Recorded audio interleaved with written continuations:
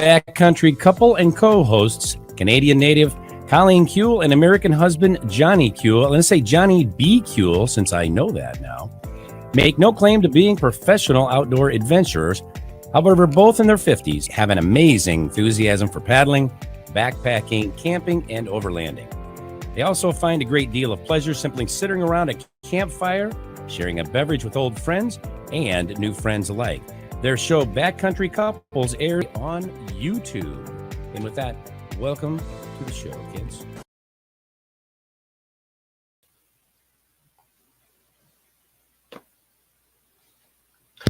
Well, that was weird. That was just a little slow, but happy Thursday! No kidding. Dang internet. Happy Thursday. Happy pre-Friday. You know what? Because everybody is off and they're on the internet right now. Yeah. That's what's going on. Shit. I know. Get off the internet. Right. My show's on. Our show's on. It is. That is a true story. So welcome to Backcountry Couples, everybody. I'm Johnny. And I'm Colleen. And thank you. We're the cool kids. We are the cool kids. And we're cool in the gang. We are the cool in the gang. Who was that? Miller and Debbie. Miller and Debbie. Yeah, the Mad Hippies. They coined us cool in the gang. I love that. And you're the gang, which is awesome. Yeah. So welcome, everybody. And thanks for hanging out with us during your Christmas holiday break. Right? Cilantro. Oh, we'll say cheers to that. Got a little eggnog. We do. It's very festive. There might be something in it. Maybe. Yeah. So we mighty are tasty, excited. Slim. It is. Oh, yeah. We got a fun show tonight. Like, seriously, first of all, hope everybody had a beautiful Christmas holiday, right? I know I did. I survived the family and there's no warrants out for my house. No, we did good. We had a little secret, sneaky little getaway to Canada. That was fast. So we did. We had 36 hours in Canada. It was a whirlwind tour. It was not even less than that. We left like Friday afternoon and we came home Sunday morning. I know. So we surprised my family. They had no idea we were coming. Except for her boys didn't know we were coming. Standing. So that was amazing. A lot of fun. We had an awesome we had an awesome Christmas. On Saturday It night. was fun. So that was wonderful. We busted tail home to here so we can be hanging out with my dad's family. Yeah, we did. On Sunday night for Christmas Eve. We'll leave it at that. And then the 25th was our Christmas around the world for two. Oh, that was fun. Which was really, really fun. A lot of excellent food and cocktails. We did. So that was really awesome. So we really hope that everybody had a fabulous Christmas and holiday. And it's still going. I'm sure you all did. That's right. Which is really wonderful. So, without further ado, we have to also, and first and foremost, thank our awesome sponsor of the show. We do, which again, we're like some rookie dude here didn't even cue up that's this stupid video. We're going to talk to you about Mickwick Firestarters. Yeah, you keep talking. I'll just look pretty. So, why? Thank you. So, Mickwick has been our third year sponsor in a row, which has been amazing. And the other thing which has been wonderful is that we've been adventurers. So we've been able to showcase what they do. We've been able to share in their swag and kind of what they have to offer. Mm-hmm. And anybody who knows us or met us or has been a recipient of our Backcountry Couple Mickwick Firestarters or met us at an event, we know that you love it, and we've seen lots of really awesome videos to promote that, which has been wonderful. Mm-hmm. But it's not just fire starters. No. So there's lots of good things. But we do, if you're not familiar with Mickwick, this is one thing that what Mickwick is all about. You got that all queued up there, honey? Oh, shnikes, I just had it. Son of a nutcracker. Darling. Here we go again. Okay. Mini monger. Here we go. Right.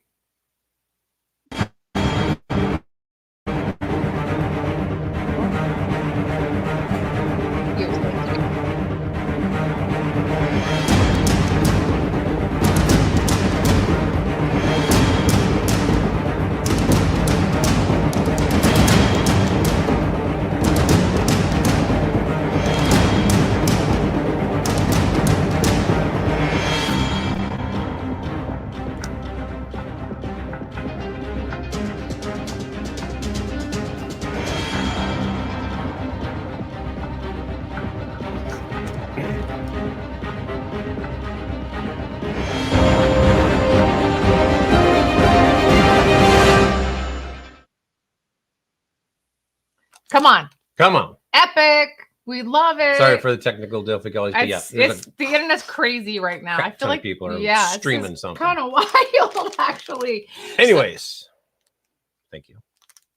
If you want Mickwick Firestarters or any of their other stuff they have to offer, so all of our backcountry couple guests get a Mickwick Firestarter pack, custom backpacking.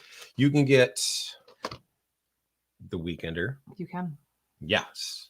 This one, of course, is green and because you can't see it. Green and red. It's green and red for the Christmas. But that's not all they do. They also do applewood smoked medium roast coffee. It's so delicious. And we do it's love like that. a sip of campfire in your mug. Is. I say that every time. Yeah, we do. And that's a true statement. It is. So not only that, they have beanies, they have ball caps, they have t-shirts. Yeah, by which the way, is awesome. Go Blue. Oh, the boys in blue are playing Monday night. There you go. Let's go. That Bama team. Right on. So any of their swag or products, you can use the code KeelQuest and you can get 15% off the entire order. Make sure you awesome. Put a little space in between put that the little Keel space and the Quest. right there. Yeah. That way you get 15% off. And if you no space, no discount. That's right. And we do thank Patrick and his team at Mickwick Firestarters for kind of sharing with us and believing with us. And we just love spreading the word, which is amazing.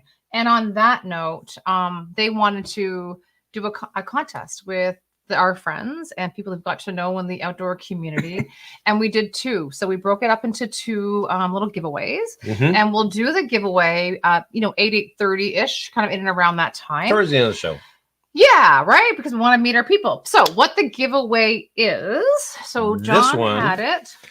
It's going to be a little different from last 2 weeks ago. Yep. So of course you'll get a sticker pack. Yep. You get a big KeelQuest sticker. You get a Mickwick sticker, and you get a little KeelQuest sticker. Yep. You'll get a 3D printed glow in the dark KeelQuest patch. Great. Make sure the tree was right. I know, right? You get a big pack of Mickwick Firestarters. Right. Not 1, but 2 packages. You get both coffees. 8 one's the 7 ounce and this 3. one's the 3 ounce. So 10 ounces of Mickwick Applewood smoked coffee. And then we have the 6 Moon Designs pack pods. So that's exciting for that. We do love these. We use them. We do use them. So there's a small, medium, and a large. Yep, they're perfect. For everything for your clothes, your toiletries, and you could even use them as your little ditty bag, whatever that looks like, right? And of course, you get a one-of-a-kind KeelQuest camping guidebook. It's a journal and logbook. So it's one that we use and we keep in our glove box. And it's for when you reach a destination and you're at a campsite and you whether it's dispersed, campground, state, national, whatever that looks like. So you just write the coordinates or you write down what the GPS, date was, the details, or was it close to the washroom? Would you have to walk 1,000 miles, or was the best fireplace? Whatever that looked like. So it's really awesome. We have these on Amazon. Friendly? Is it cat friendly? I don't know. People who bring cats, but I'm sure you do. Do we bring cats? Come on. But that's what's been happening with us. So let's say hi to the chat. Where are we at? Chat's busy. I feel like it is. Go right from the very beginning. Well, super good camping because they have prior engagements. They're gone. No excuse, Tim. No excuse.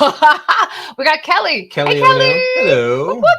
Beauty in the backcountry. Our beauty friends. Of the backcountry. What did I say? In. They're in and on and of. They're all over the place. We got Rob and Sabrina.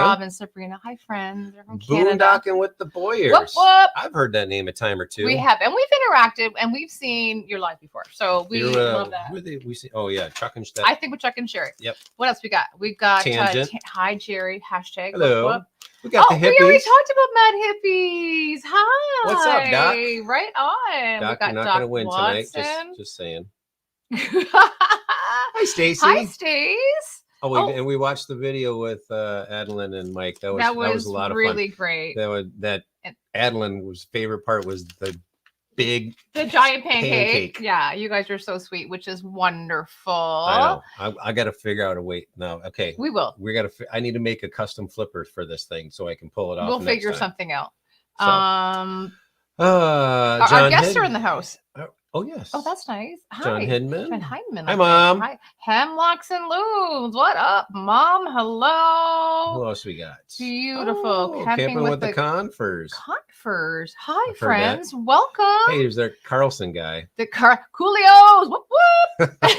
Hooks and hammocks. Hooks and hammocks. Chris Hey, and guy. Kelly. Hope you guys had a great holiday. How's the cattin' doing? Oh, geez. I love it. I love Cruising it. with the Colemans. Yeah. Hello, friends. Kevin Munson. Hi, Kevin. Oh, Go hey. Blue. There you go. Whoop, whoop. Who said that? Oh, Kevin. Hey, Yeah. rock on, dude. We got Shannon Shannon, Ryan. Ryan. Oh. Hi, friends. Oh, don't forget about Mason. Oh, and Mason, the puppy dog. Gotta say hi to the Get dog. the puppy. All right. All right. Who else? Fun. Darren Davidson's here. He's like, I'm here. here. Whoop, whoop. Hello. We got Mickwick.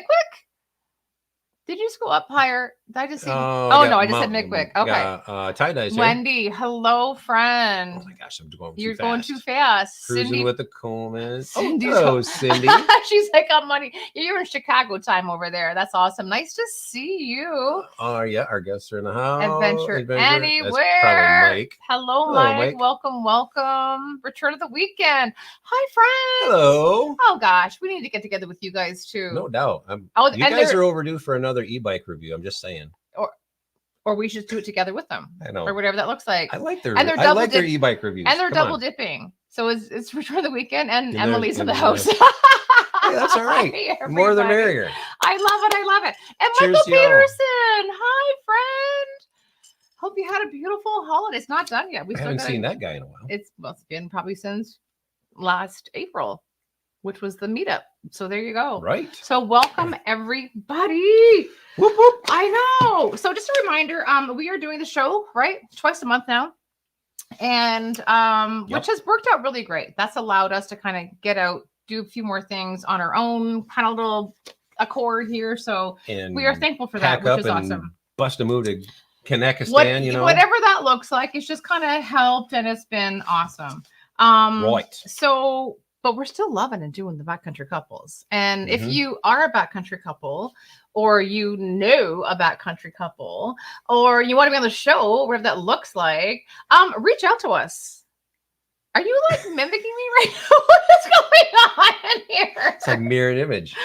What? Send them to KeelQuest, CoolQuest Get out of here. at Gmail. Oh my God. .com. Oh my God. But if you're on Instagram, reach out to say, hey, Hit the DM. we have to fill April and May of this year, but we're pretty much booked up until then, which is awesome. So we've had some and are excited to have some awesome spots, which So is next really show awesome. will be January 4th. 4th. Yeah. So excited for So we that. bumped that one up. It's not every other week. It'll Right, be that one. right. We've got It was this one. still We twice got a some cool month. guests for that show. They're all cool, which is amazing. Of course, they're all cool. The other thing is, if you love what you see, and we hope that you do, like it, don't like it, but hang out with us. It's really fun. We have a great time. The energy's there, and we have really great people that we chat with, and they're relevant to everyone, which has been awesome. They're in their vibe. Exactly, and I love Paddle, that. track, camp, overland. And overland, and the camping part, I feel like is just universal, and everybody just loves that. Totally is. If you have a question for our guests, right? What are you gonna do, honey? What am I going to do? You're gonna put it in the form of a question with the capital K. A. Okay. You can say A. That's fine. It's not a Canadian thing, but you can say A.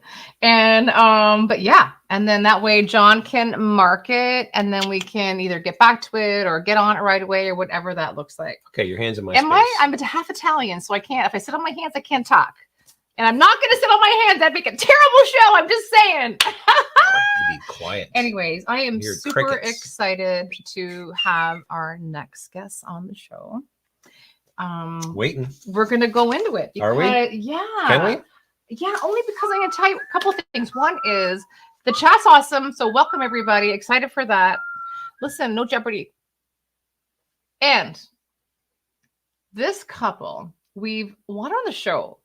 And we just didn't connect. So it didn't work out that we could have them on last season. But we did connect. But we did connect, but they didn't connect to get on the show last season.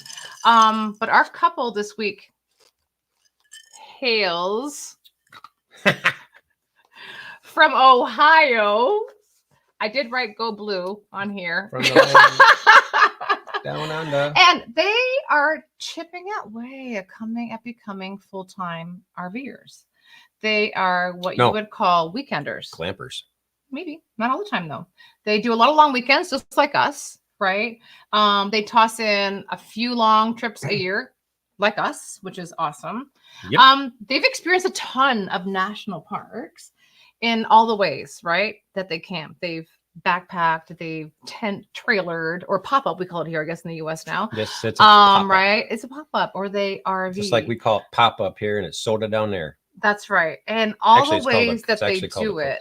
And this is the next thing they did was they planned and they executed an epic trip in Iceland.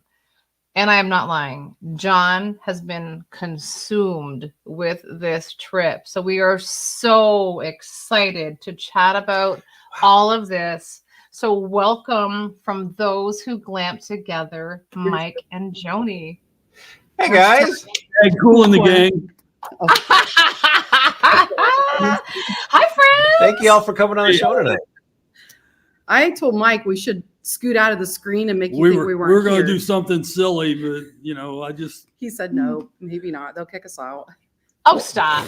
Have you met us yet? Come on. Hey, there's a first for everything. Hey, why not? Yeah, whatever. Go for it. I got so many questions for you guys now. Listen to that intro, that beautiful intro, and then the. Well, you know what? Set your own live stream up, then you can ask questions. Okay. there you have it.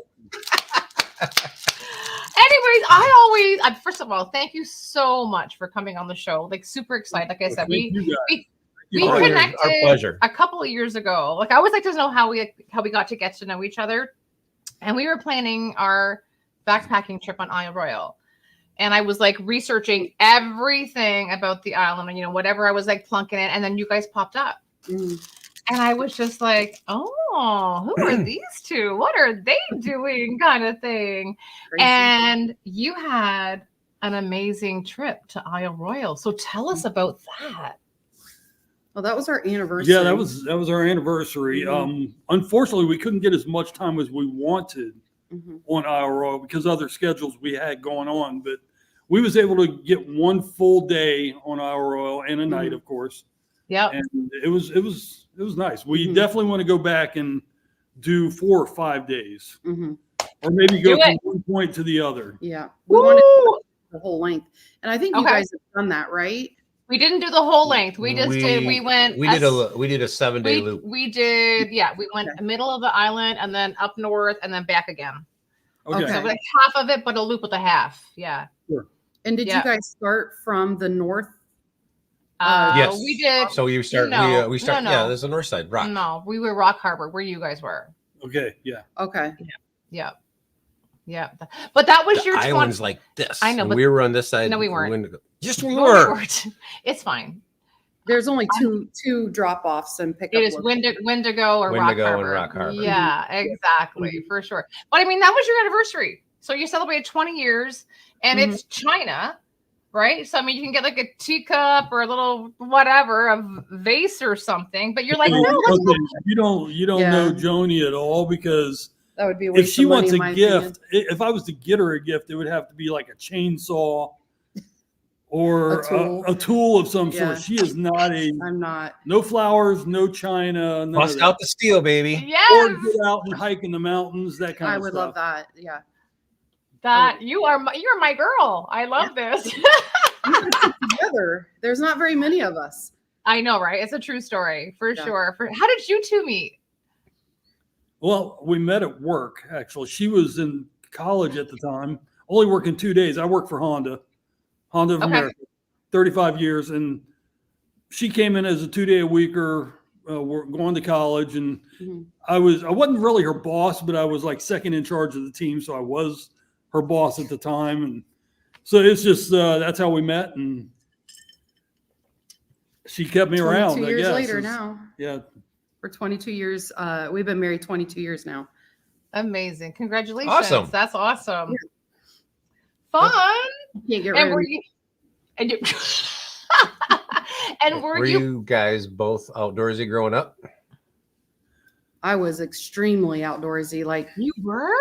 I was a tomboy that I probably never wore shoes hardly at all. probably the bottom of my feet were black when I was a kid, just running around. Me and my brother would make forts in the woods. And so, yeah. And my parents exposed us to camping right away because I was the youngest of 5. Oh, geez. And my parents couldn't hardly afford to do anything but take us camping. So my dad liked to, I just got a text from my mom. I'm watching. Hi, Mom. Hi, Mom. Sorry. But my parents exposed us. My dad liked to fish. We did have the pop-up because for a pop-up, it was perfect for 5 kids and Sure. my mom and dad. So that's kind of how it looked early on. And then the older I got, my parents got out of camping, but then they got back into camping when I was like in high school and stuff. And they got into like the fifth wheels, things that weren't really meant to take kids along with you then. It was just the 2 of them. And I would tag along a lot when I was in high school. So I love it. Mm-hmm. We didn't do a ton of camping as a kid. We did some, tent camping, of course. And I vaguely remember my parents having a pop-up, but I could be wrong. But maybe it's some memory but I was outdoors all the time. I wasn't in the woods. We didn't have woods, but I was playing sports. And, one of them kids that didn't come home till the street lights came on and that kind of thing. So I was outside all the time. Yes. Right on. Sweet. Right on. What was your first trip together? When you said, hey, let's just do a little backcountry something or camping, whatever that looked like. We did Niagara Falls when we dated. Yeah. We did a lot of tent camping together. Her parents, like she said, her parents had a fifth wheel and they had a permanent site. If I remember, my parents had a Class A, and we would set up our tent on their sites. Yeah. Just to go camping, we'd camp with them. So just it was to be outside. Okay, just to clarify, so everybody in our chat, what is a Class A? That's the motorhome that looks like a bus. It's got the flat. Okay. The flat one. Yeah. Right. So okay. Got it. And then the Class C looks like a pickup truck or a semi. Got it. Okay. So drive them. They got us. Yeah, they're all drivable. So that's how we started. But our first major trip together was we had bought a pop-up and we took it all the way to South Dakota. Mm-hmm. And I remember distinctly when we got to South Dakota, I couldn't remember how to pop up the camper. They showed us because it was so new when we bought it. We stored it through the winter and then we forgot. So we had to make phone calls just to figure out how to get the pop-up opened, and it was thankfully we had phoned a friend of our parents that helped us get it popped up and stuff. We're like, we don't know what we're doing and we're out here and we need to get in it. And there's a lot of stories. But our first backpacking trip, we had set a trip up, when was it? 2016, maybe 2015, 2016. Yeah. And I had already set it up and got approved for all the permits to go to Tetons.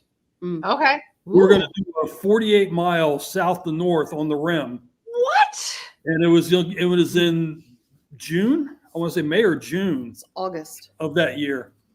And they told it. I called like the week before. I called a ranger. I was like, "Hey, what's the weather like up in the passes and stuff?" They said, "Well, you'll probably need crampons and an ice axe to get over Paintbrush Canyon."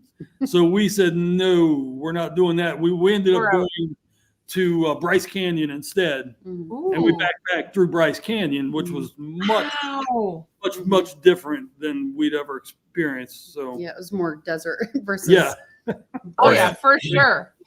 Yeah. That's amazing. And then you went on these little trips and you're like, well, hey, let's get a YouTube channel. Let's do Instagram. Let's do TikTok. Let's get an Amazon storefront. Let's get Rumble. What is all that? Like, how did that happen? If you're going to jump in, you might as well go to the deep end, right? 100%. Down with the kiddie pool when you just dive right in. That's a true story. Honestly, though, I wanted to start YouTube years ago, and she wanted no part of it. I don't really like being on camera, and I will be honest. And when people ask me about it, I still don't like really being on camera. It's like when I see the record button, I just can't talk. I can't talk anyways, but then it amplifies when the camera's on me, and I'm like, so anyways, I still don't really like it, but I've tolerated a lot more since we've now been doing it almost 4 years in February. Yeah. So it's, you know, it's slow growing and stuff like that. And you guys understand, but it kind of started out as it was going to look like this, which was to inspire our grandchildren to one day want to do what we're doing.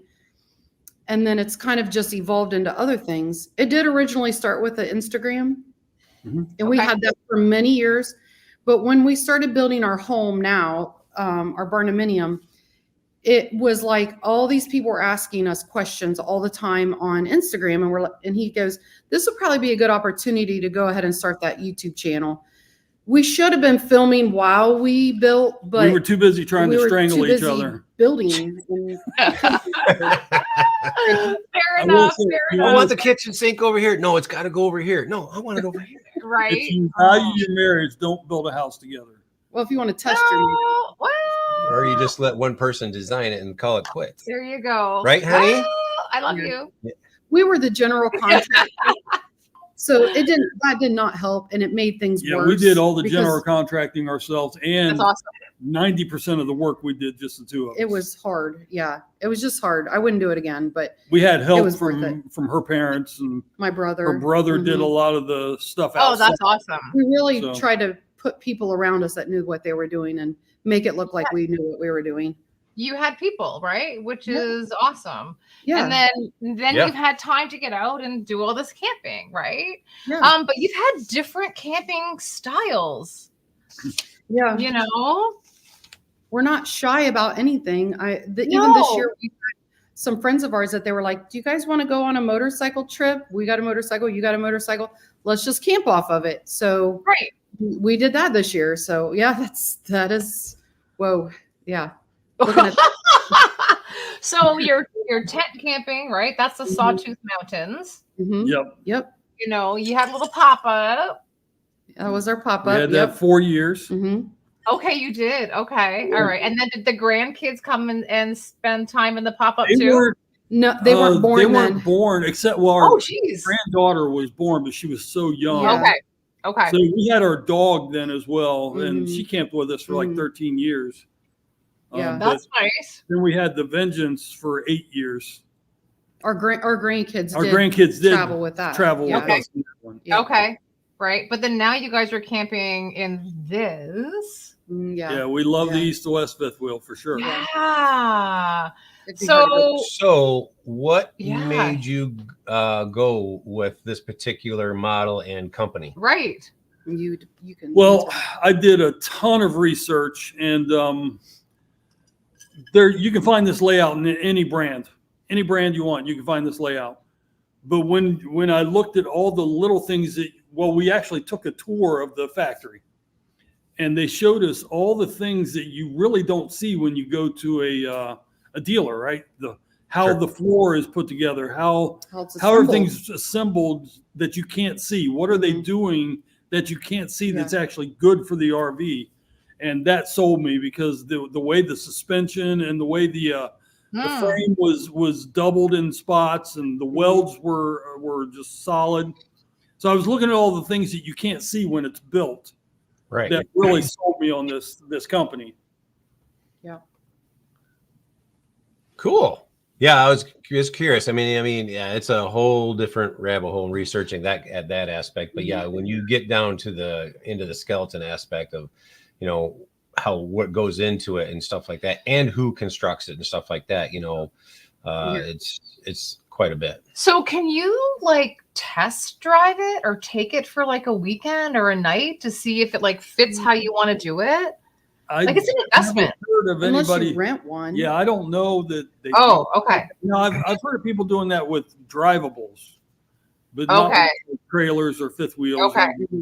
Okay. Yeah. If it's out there, that's a great business model, right? Yeah, there are. Yeah, it's a great business model, 100%.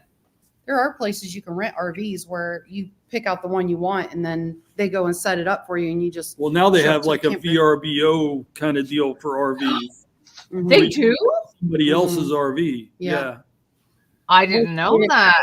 Oh, so when you're not. I don't plan on doing it, but it's something that, if we can't use it for a while, say, hey, make me some money. So if you're not, yourself. Okay. So we actually saw that. But I did it was on Verbo because they were saying that you could rent out our little overland trailer. And I was like, Sure. Mhm. Shut up. And people want to experience. I'm like, what? Yeah. But I mean, I guess that's a thing, right? It is what it is, right? That's wild. That's actually wild. And then, I mean, you've also done so many other different types of camping. Yeah, And- like Stop it. floating. What is this? Yeah, that was a night. It was at Troy, Ohio. The float Yeah. tents. That was actually fun. You're right on It the was what river is it? That's the Miami. Miami River, the Greater Miami River. Okay. And there was a festival going on that night, a party Okay. going on. So we just had Yeah. a blast They say they get people from all over the United States coming to do this. because they're the only one in the Yeah. country. They're the only That's ones. crazy. Yeah. Yeah. I The read something fun on is about that. hard. It's like It the only was- downside to this is I believe you gotta paddle out to go use the latrine. yeah, Correct? you got to stop drinking at a certain time. Yeah. Stop eating, stop drinking. 6 o'clock, 7 o'clock. So you If I sleep. remember right, you were the one that woke up and Yeah, you're like, you- I have to go. Yeah, It but Right. was me. And not lying. I mean, I feel like I might take a bucket. Like, I don't know. You could get one of those little like Yes. hiker or pea girl things. Yeah, like, you could do that. But I mean, here's the The thing. Nalgene bottle is your friend, So, and whatever that is, but I don't especially know. when it Yeah. comes to winter backpacking. Yeah, there you go. Doc Watson just had to get a 5-gallon bucket. Hello. With a Exactly. lid. Oh, we need a lid. With a lid. They're like- so With a was lid and you're just sloshing it around in your tent. Like, watch out, honey. no. Was there like a lot of movement though? Like was it like a waterbed, like an old school waterbed? I think the only thing I didn't like is they didn't have the tent spaced out far enough. So I was like, Oh. there's no really rocking this thing because everybody else is gonna feel it. Yeah, with all the You're tents are tethered tethered together. together. We'll just leave it at that. Oh my god. We got some turbulence next Yeah, door. right? Oh my god. 3-foot swells. That's So really, crazy. You But were you- basically everybody didn't really go to sleep until everybody got in their tents because Okay. once you were getting in, you're like, Yeah, I you could feel that feel- person coming yeah. in. They're quiet, but you Okay. feel it. But And then I'm I sure mean, they felt us. It was a much better experience than I expected. Yeah. okay, that's cool. It was a lot of That's really fun. It's, I I mean, had a lot- it's different. It's something unique. I mean, And- for one night, And cross it off the list. One Right. night. And I would Right. even recommend like find a group of people that you know, and that would just amplify the level of fun. Yeah, doing it Oh, with yeah. You Oh. did like the whole, like every tent was somebody you knew. I said I like, like no, that. this would be like a water gun fight and Oh. some water balloons or something like that. And it's like 3 o'clock in the Let's morning. And it's like go. Driving over the side and letting the air out of Nobody's somebody's tent. You stop right I bring my scuba gear. No, you'd be like the Oh, frogmen, nice. and they're a terrible idea. Oh, my god. Okay, well, this has just gone awry. This possibilities are endless now. Are we booking Yeah. it? Yeah. Sure, why not? Now we just got to get the choice friends to bring with us, Well, that's true too. You got to know your people, right? right? That can tolerate it. I know. You mentioned, Mike, about you have a motorcycle and you've gone like camping cycle with camping. the motorcycle, right? Right. Am I on your way, honey? Sorry. I know I it's terrible. And Beats you when guys it gets you. cycle, like you bicycle too. Yeah. Like that's Yep. a big We've element been of what doing that for over Since 09. 10 years. Yeah. We've That's been awesome. bicyclists, About and 13 we've or been 14 heavily years. involved in a group a local town that we lived in before we built, which we still go back and ride with them. There was up to like 30, 40 people that would ride in like a weeknight ride. Whoa, Oh, cool. that's really cool. There's power in those numbers. A lot of people don't want to ride by themselves, and you Sure. tend to like, become a better rider when you're with people. Yeah. Now, that being said, because of camping and traveling, we didn't do it as much the last 2 years. Sure. Like we used to. Like we've ridden centuries, like 100 miles in one day. What? So yeah. I On think our the most we've done is 26. I think we've done 26. Really? Well, that was back in the day when we were really into Yeah. it, and less camping, more riding because it takes. Okay. Like Sean Boyer on here, Boondocking with the Boyers. Yeah. He's actually getting ready. He cycles a lot, but he's also getting ready to do like a triathlon this year. Wow, And that's cool. If I'm right, Sean, answer this, but I think he's doing Ragbri, which is the Iowa, all the way was it Mississippi? Coast to coast in Iowa. From Mississippi River, It's like Mississippi River or to the Mississippi River, right? Something like that. Whatever's on the other side. It's like a whole week of riding your bike, like That's incredible. 80 miles plus a day. Right. So that's bike packing. Like, is bike packing Cycling, yeah. on your list? Like, that's really popular right now. It's come up. We've met bike packers in campgrounds. When I see him, he says, "Don't even look." I'm like, "Don't even look." He's like, "Don't even think about it." I'm like, I guess the bane of being a good husband is when your wife wants to do something, you do it. He does. And I don't want to do everything she wants to do, but I end That's up. weird. Because I know how to never, what is it? I would have never went backpacking. It's not something I wanted to do, but it's something that after we've done it, I can look back and say, those places we went in the Sawtooth and these other places we backpacked, you can only see that view from that spot. Yeah, Nobody else on the planet knows that view until they go do it. And there were some amazing views in the Sawtooth that I was just blown away. Yeah, it was tough. It was hard. Sure. But holy cow. He tried to talk me out of turning around the first day because it was very hard. Well, I'll tell you what. You got to push yourself. If for you sure. want some epic views and an easy backpacking hiking trip, y'all got to come up and do Pictured Rocks. Oh yeah. I know. Honestly, we watched all your guys'. We've canoed Pictured Rock. Yeah. Okay. But we haven't hiked it like that. And We've done a little we bit. talked about it too. We talked about it being a kind of like a training because Sure, it's not. It is. It's the perfect. majority of the trail is flat. Yeah. Yeah, So there's some minor variation, Oh, yeah. but less than maybe 150 feet, if that. But it's nothing for sure. But there's multiple campsites along the way. But it's like it takes you twice as long because you're constantly going out to the edge and getting a picture from this angle and this angle. And it's you got to get out there and enjoy everything for sure. So Boondocking with the Boyers just said it was called the Ragbray and Ironman Chattanooga. Yep. So there you go. I love it. And then to what Mad Hippies just said. Oh, they just said Mad Hippies just said. Yep. Right. Where'd it go? You didn't show it. I didn't show it. Memories last a lifetime and are better made together. Right? Like, stop. True statement. Come on. But you guys were doing a cycling event in, I think it was April of this year. And I was like, what are you guys doing? And you're like, well, it's like the Tour de France. It wasn't the Tour de France. It was the Tour de Donut. the donuts, the donut tour, whatever it was.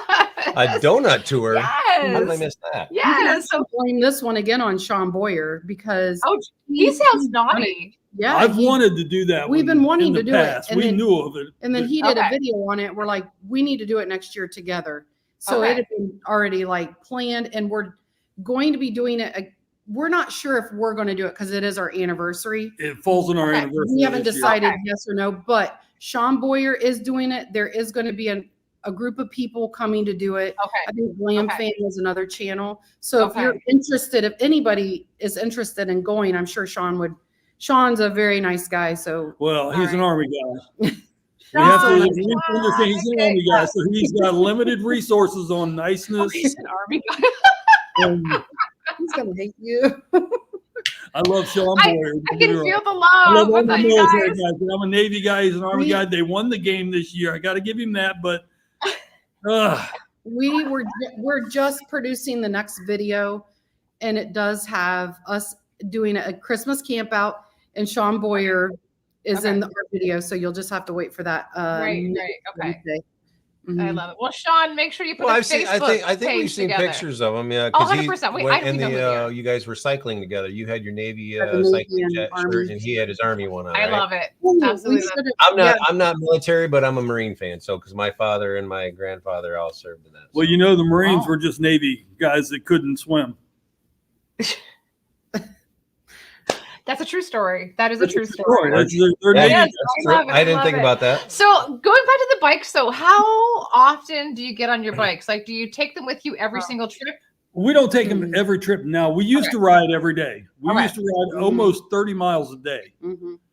Wow. We were really big into riding. Then we got out of shape. Then we got out. I actually had a knee injury that got me out of riding for a while, and it was just hard to get back. Mm-hmm. Sure. And then with YouTube and camping as much as we camp now. Yeah. We did talk this year. We are going to start taking the bikes more and do more of riding while we're camping. That's get back finding all the back roads that we can find and ride on them. We also have e-bikes too, so we were taking those a lot and use, and we love those. And if you can have one, they're awesome to have, but it's not exercise in our category. Like it's not challenging enough. And to be honest with you, you get more uncomfortable. Right.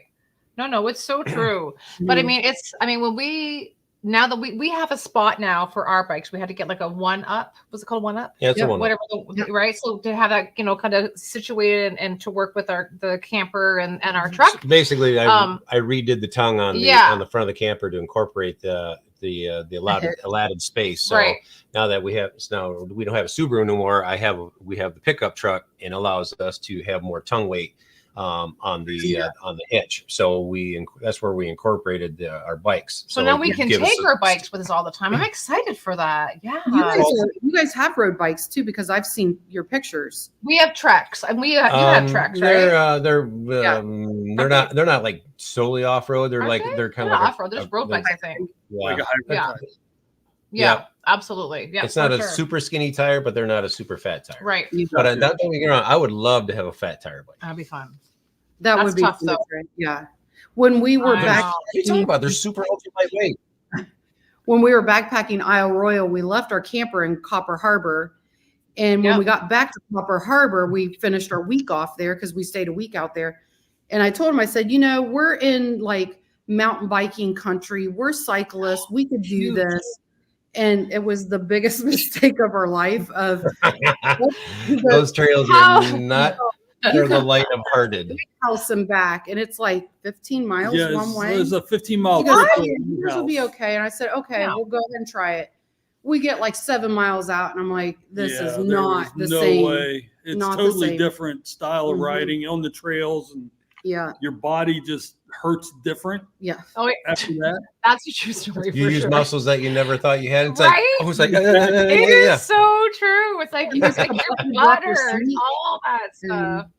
We were actually in that video. We didn't put a lot of it out because we were arguing so bad. It was like, we don't need to see that. That doesn't happen. We want the raw footage. What are you doing to me?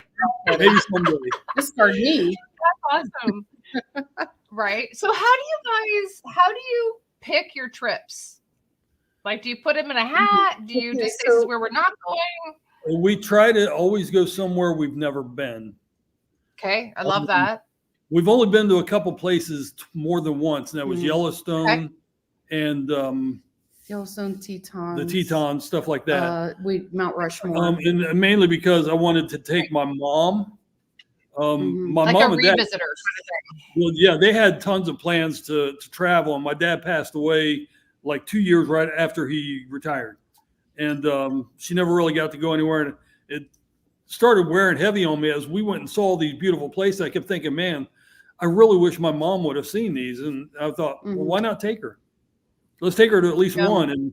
And we took her to Yellowstone, Tetons, and Mount Rushmore.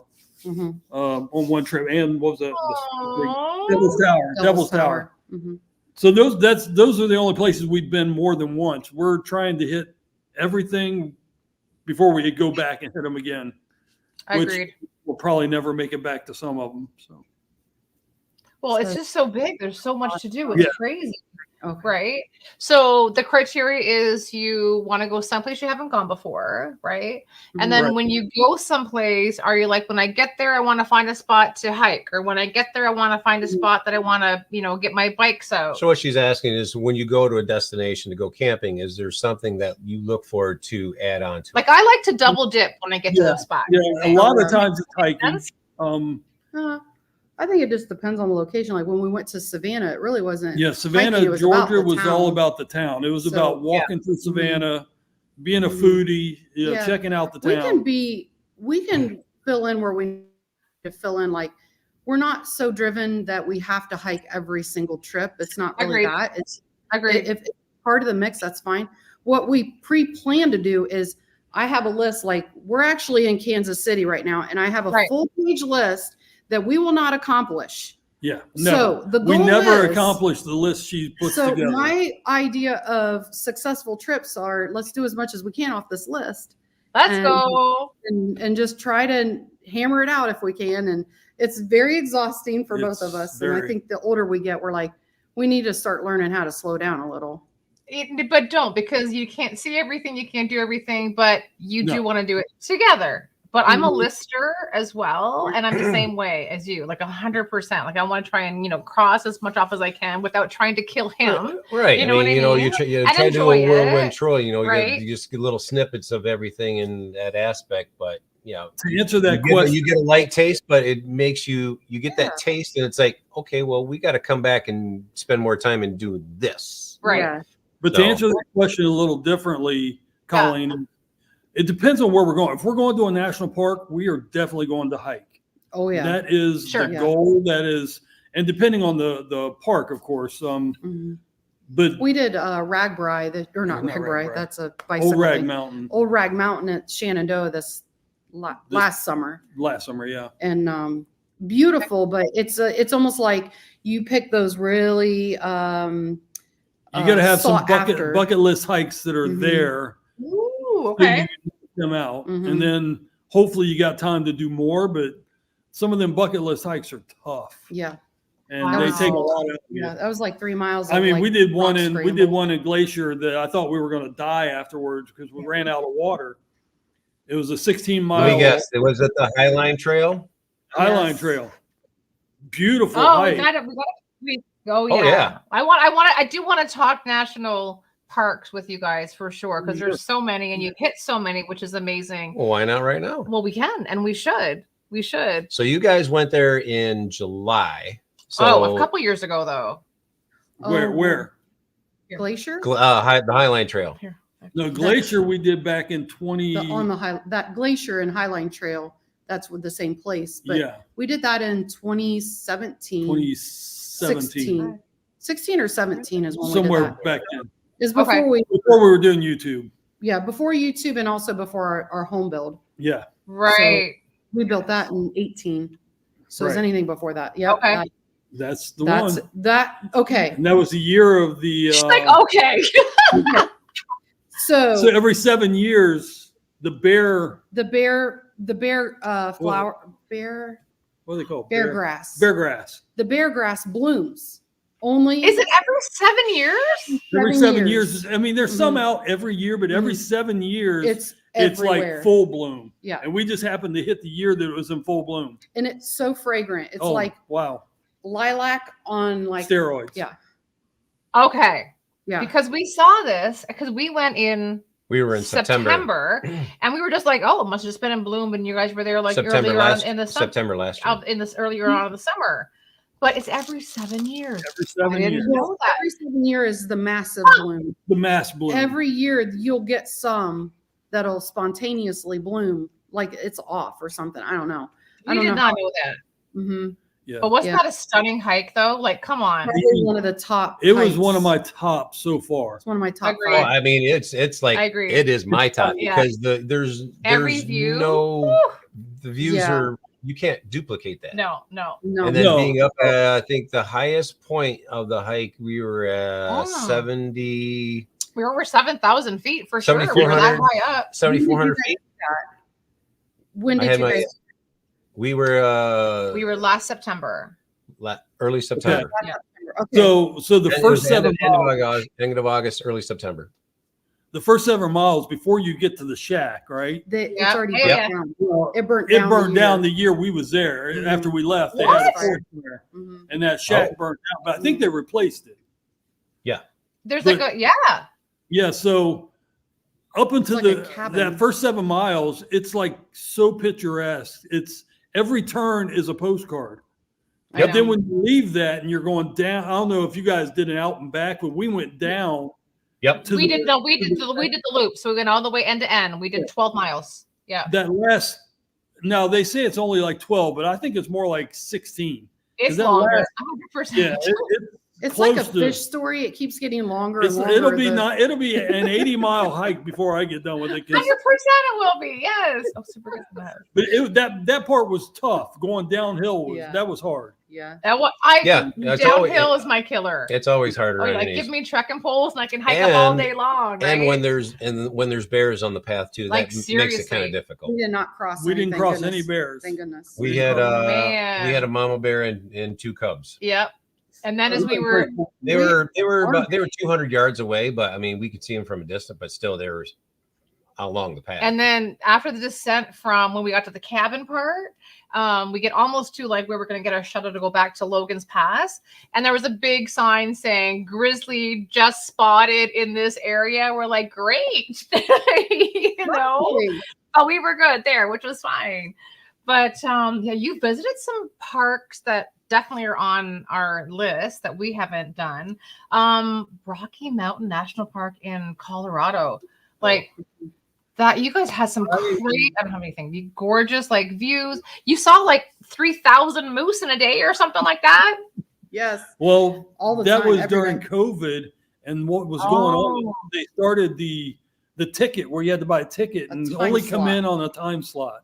So the way they started that. So the way we circumvented that was we got up at like 4:30 in the morning and went in the park, took our coffee, parked on the side of the road, and just watched the animals wake up and watch them all wake up. And we're sitting drinking coffee, watch the sunrise in the mountains, and then they didn't care if you was in there. Then we would go do a hike, come back out, take a nap, do whatever, and then go back in after 6 p.m. After 6 p.m. after the rangers were gone. And we go back in and enjoy the evening time. So we never had to buy a time slot. So we didn't have to buy a time slot. We got everything done. Yay. It was $2 for a time slot. Oh, was it? That's crazy. Huh. Everything just added up real quick. So that's how we circumvented that time slot. But yeah, we would go in and watch the moose. And I took my motorcycle on that trip. And one thing we didn't get on film was we followed this caravan of people, and there was some moose back, and it was a dirt road. And I got I have a touring motorcycle. It doesn't do great on dirt and gravel, but we went anyway. And then this moose started charging us. What? We almost couldn't get out of the way quick enough on the motorcycle. It was a young moose.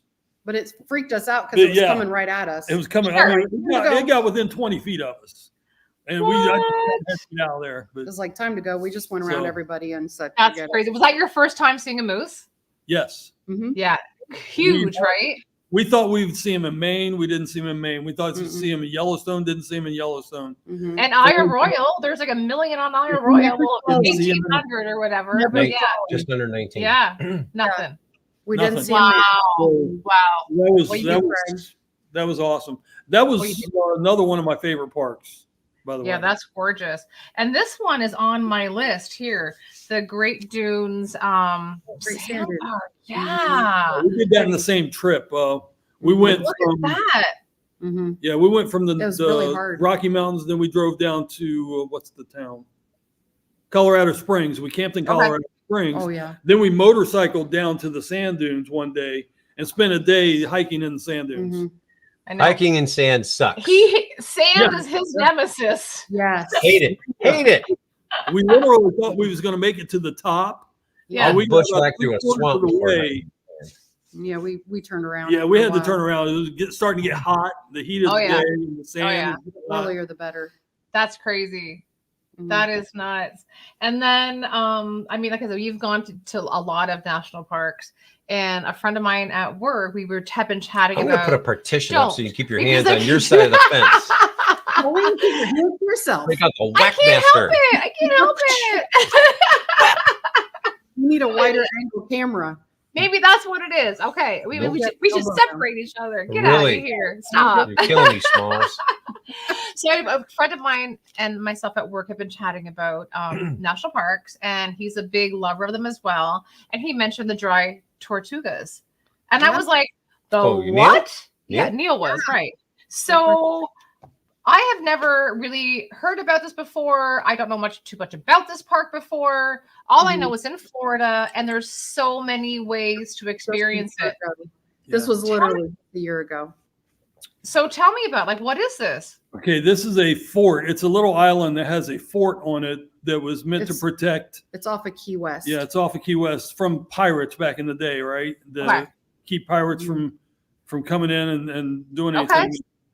But it never really turned into a fort. It ended up being like a prison more than anything. They never really established it as a fort where they put army soldiers or anything in there. But that particular trip, that was an expedition to say the least, just because how we had to go about getting there. Okay. And you have to buy, you have to buy tickets ahead of time because it fills up, right? And so far, so you can either fly out and land on a watercraft, seaplane, or you boat out. And the boat, of course, is much less expensive. But the time we was putting this whole trip together, because we like to plan this kind of stuff out, right? Sure. When Joni's father was very ill and was getting ready to pass away, and we just missed on. We completely zoned out on getting tickets for this. So what you had to do is you had to show up early, put your name on a list, and wait to see if they had any cancellations. And hope for the best. You would, if you were on the list first, you would get to go. Oh, geez. Well, the first day we got there, we were the fourth person on the list. The first three got to go. The first three couples got to go. So wow. we got there at like 5 o'clock in the morning, 4:30 in the morning. So the next day we decided we're waking up at 3 o'clock in the morning and we're going to get to this place, get our name on the list first, and just sit there until 7. I didn't sleep very well.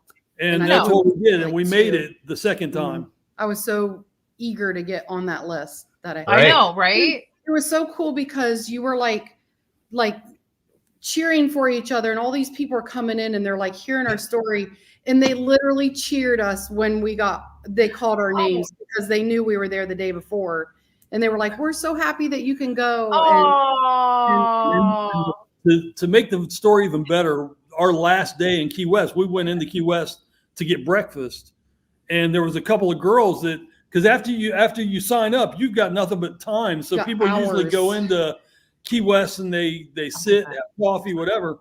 We saw a couple girls coming into the restaurant and they were carrying their bags, and so we went up to and asked them, "Are you guys trying to get on the boat?" And they said, "Yeah, we were trying to go. We didn't get tickets." I said, "Yeah, we didn't either. So we got there like super early yesterday." They said, "You're the people that they told us about you. You guys got there like 3 o'clock in the morning." We're like, "Yep." It's that is so funny. You want to do it? So I was gonna say it was like flying standby. It was like, yeah, you made it. But Mad Movies it's just like buying concert tickets. That's awesome. Yeah. But I mean, so what interested me about that national park is, I mean, you can backpack it, you can camp it, you can canoe it. Like there's all these different little facets of it. Yeah, hiking is very limited because it's just tiny. It's literally that fort. You're allowed to tent camp 3 days. Okay, that's what it is. Okay. And then, but they do have water, and they do have restrooms for the people that are tent camping. Okay. If you just go to visit for the day, you don't get to use their restrooms. Oh, geez. So Okay. you have to get back on the boat. You have to get back on the boat's restroom. While the boat, that's good. Yeah, while the boat is docked, they even ask everybody on the island to use the boat bathrooms. So that's less that they got to haul out. Makes sense. And it's very efficient and stuff, but sure. It was a fantastic. Yeah. The history of the place, though, the history of the place, that's what we love. Going to these places and getting the history out of them, understanding what it was like long before we were ever here, and trying to understand what these people went through. That's what we love the most about all these national parks and all that stuff. Right on. No, and what's your next national park to visit? Well, on the way home, we're going to stop at the Arch because it wasn't a national park until a couple years ago. So she's been in it. I've never been in it. We've driven by, but I've never been in it. So she's been in it once. So we're going to stop twice. But after that, we were supposed to do our goal this year was to do a motorcycle packing trip to Nova Scotia and back. It's been in the plan for a couple of years that we were going to just ride the motorcycle all the way to Nova Scotia, either stay in hotels or if it's decent weather, we just throw a tent out. Sure, camp, yeah. That way. But we met a gentleman within this community that he lost his wife in the middle of COVID. We did not know him at the time, but we went to a meetup and we met him and heard a story. And one of the things that she wanted to do before she passed away was to go to Maine. Well, he's in his, how old is he? Yeah, I think he's 75. Okay. He's in his 70s. And he goes, you know, I'm not getting any younger. So we are actually planning to go to Maine this summer with him to make sure he gets to Maine to honor his wife. Right. But it's not just us. There's a whole bunch of community of people wrapping their arms around this guy, and we're all going at different times so we can be there with him. It's like your trip, but we're all going to kind of be together here and there. That's fabulous. That's cool. It is cool. That is cool. That's awesome. Very awesome. Very nice. He's a great dude, though. Yeah, he's a good guy. You see him in all of our videos. An older gentleman, Gary Hahn. Gary Hahn is a great man. Here we go. We just had these guys. We love you, Gary. There you are. Gary. That's nice. So you guys love Michigan? We do. Well, we don't like the Ann Arbor part of Michigan. 08IO. I love it. Stop. Hey, look at that. You can spell. Good for you. Change the subject, honey. Come on. Hey, we love camping in Michigan. I hate Michigan's state park camp fire rings. They're like 3 feet tall and like I just want to bring a big jackhammer and put a hole in the side of them so you can get some air inside and you have a fire. Right. But as far as Michigan goes, there's so much to be explored in Michigan. It's such a diverse state. And as far as UP goes, I could live, except for wintertime, I could live in the UP. Well, you say that. What are you talking about? What are you talking about? Explain this. We've been there in the winter. We've camped there in the winter. We rig up there to Tequamanon Falls. Woke up the next day with like 3.5, 4 inches of snow, and on. It's just a beautiful place. I mean, have you guys done winter up there? A lot of time we haven't done. We haven't done the ice. We haven't done the even caves yet, but it's on the. And we haven't done it. We're just like, what? We want to go up there and during Ice Fest. Nice. That yes. Okay, so Ice Fest is a huge festival in just outside of Munising where they scale the waterfalls and such like that. Like it's crazy. And people all over the world come. Last season they had over 1,500 people up there. Like which is a lot for that. It doesn't sound like a lot, but it is a lot. Yeah, I mean, anyway. And of course, the ice caves. Of course, but we just read and stuff is remarkable. Yeah, like incredible. But for sure. I know, but you've been all over. Like you've been to Kitchitikipi, you've been to like Holland, Silver Lake Sand Dunes, Copper Harbor, of course. If it wasn't for the camping community, we wouldn't know about most of these places because we met friends and connected so close with them so quickly that she grew up in the UP. So she's like, we were actually supposed to go up there. We were supposed to be up there right now. Yeah. We decided to do this instead. We said, this popped up. This actually came up at the last minute of coming to Kansas City, and that'll come later in videos. But they invited us up there to winter camp, like for a few days together. We just not to do it. And, we just had so much on our plate currently, but I wanted to tell you were talking about the ice festival. We're trying to, if the weather is okay in January, we're planning on Frankenmuth. Oh, we love that. Oh, you're gonna go to Zender's Fest? To Zender's Fest, Snow Fest. Yes. Okay. So it's we're thinking about doing a harvest host and then going to Okay. It's actually not a harvest host, but it's a harvest host. It's a no. So we have to boondock there, of course. Right. Boondocker's welcome. Boondocker's welcome. Right. I think right. Yeah, It it's is. just on the skirts of town, and then so it's the end of January. It's so much fun. And you have professionals, you have high school students, you have college students that do ice, snow sculptures and such like that. Yeah, we'll have to plan that for sure. There's a huge beer tent. So Saturday night, the end of the festival, that's the big night. So the last time we were there, on a side note for this, so do you remember the Filipino dude that took over as lead singer for Journey? Yeah. Oh, okay. Yeah. He was there with his band, and we were front row stage, and he sounds like spitting image to Steven. And it was like, it was awesome. It was awesome. It was really, really cool. We Airbnb'd when we go up there. Yes, but that's awesome. We glad that you love Michigan. Yeah. Like it is. Beer tents it's the bomb. It's awesome. But we've done a lot, like Sleeping Bear Dunes, Petoskey, Silver Lake. We've done multiple times at South Haven. That's one of my favorites. Easy to get to. That's we call that suburb Chicago. I would. No, wait a minute. That's Saugatuck. Yeah, all the Chicago people. That's where they summer, which is crazy. They also go to Indiana Sand Dunes. Yeah, they do. When we did Indiana Sand Dunes, the campground. It's like everybody trained in. Yeah. And they already had their campers there because it was full time camping. Oh yeah. So they just took over the place. I really felt it's that. So true. Isn't that crazy? But you know what? I don't care about anything else we've talked about. Yeah, John has been dying to talk about Iceland. All right, let's do it. We have to talk about Iceland, okay? Let's go. One is, how did you decide on Iceland? Like, is it a heritage thing? Is it? Unless they're Amish. And Mike was like, "I'm a Viking." I'm a Viking now. Because he bought a sweater. You are now? Yeah. Well, right on. Icelandic. Right on. Okay. Honestly, Joni had sauce. I don't even know what. You see it off and on because I'm all about collecting bucket lists, like on where I want to go. Right. And it just kept coming up in my feed, and I'm like, "Oh my word, it's so beautiful! I need to see it myself." And I just randomly said it. He said no, and then he changed his mind. So we went this year, and we did 8 days, and we rented a rooftop tent, and we roughed it for 8 days. We did stay in campgrounds, which are not like what you think. Yeah, there it is. They are nothing like ours. The Rhino.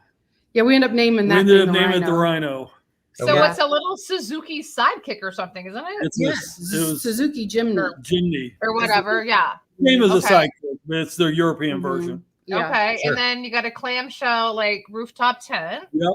Yeah. And I was too long. I was too long for it. It was only like 6 foot, and I'm 6'2". Yeah, okay. Oh geez. So you had had to sleep on a little off. I was kind of like curling up, and we made it work. Yeah, we made it work.